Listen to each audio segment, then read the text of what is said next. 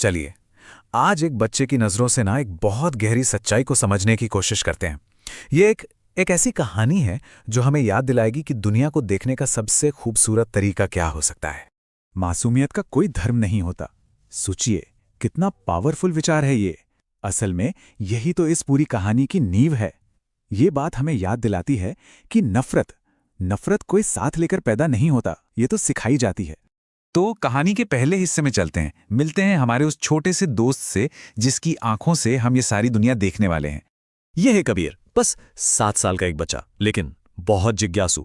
उसके लिए ना दुनिया अभी भी रंगों और खिलौनों से भरी एक कमाल की जगह है। अब कबीर रोज स्कूल जाता है और उसके रास्ते में एक पुराना बहुत सुंदर सा मंदिर आता है। और ये वो जगह थी जो हर रोज उसका ध्यान अपनी तरफ खींच लेती थी। और पता है, सबसे दिलचस्प बात है कबीर का नजरिया। उसे मंदिर के अंदर से आती धूप बत्ती की महक, बांसुरी की वो हल्की सी धुन और खास तौर पर वो नीले रंग की मुस्कुराती हुई मूर्ति बस अपनी ओर खींच लेती थी, जिन्हें हम सब श्री कृष्ण कहते हैं। और बस यहीं से कहानी में एक नया मोड़ आता है। कबीर की जो मासूम सी जिज्ञासा थी ना, वो अब एक बहुत गहरे सवाल को जन्म देने वाली थी।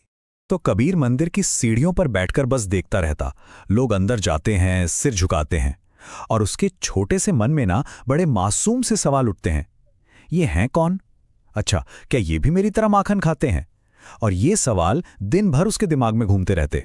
और फिर घर आकर वो अपनी सारी उलझन अपने अम्मी अब्बू के सामने रख देता है।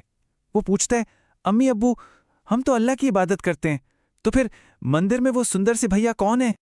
अब आते हैं कहानी के सबसे अहम हिस्से पर, वो जवाब जो कबीर के माता पिता ने दिया।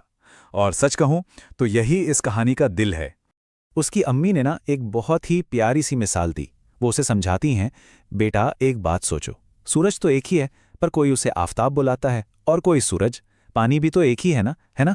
कोई उसे जल कहता है तो कोई वाटर। और यही इस कहानी का सार है।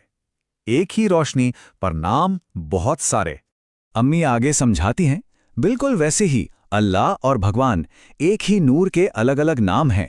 और वो जो बांसुरी वाले हैं ना, वो तो बस प्यार और शांति का पैगाम देने आए थे। वो सिखाते हैं कि नफरत से कहीं ज्यादा बड़ा इश्क होता है। फिर अब्बू भी प्यार से समझाते हैं, हाँ बेटा, और उन्होंने ये भी सिखाया कि खुदा तो हर इंसान के अंदर बसता है, और सच्चा इंसान तो वही है जो दूसरों का दर्द समझ सके। और बस कबीर की सारी उलझन दूर हो गई। उसका सारा डर खत्म हो गया और उसकी जगह एक अपनेपन ने, एक जुड़ाव ने ले ली। पता है अगले दिन क्या हुआ? जब वो मंदिर के पास से गुजरा ना, तो उसने मूर्ति को देखकर मुस्कुराया और हाथ हिलाया। वो समझ गया था कि ईश्वर सिर्फ आसमान में नहीं है, वो तो हर उस मुस्कान में है जो दिल को सुकून देती है। तो कबीर की इस छोटी सी कहानी से एक बहुत बड़ा सबक मिलता है। चलिए अब देखते हैं कि ये जो एक बच्चे की समझ है, ये हमें किस बड़े पाठ की ओर लेकर जाती है, इंसानियत के सबक की ओर। असल में जो जवाब कबीर के माता पिता ने दिया, वही तो असली शिक्षा है। यही तो हमें सिखाता है कि नफरत के बीज नहीं, मोहब्बत के पौधे लगाने हैं।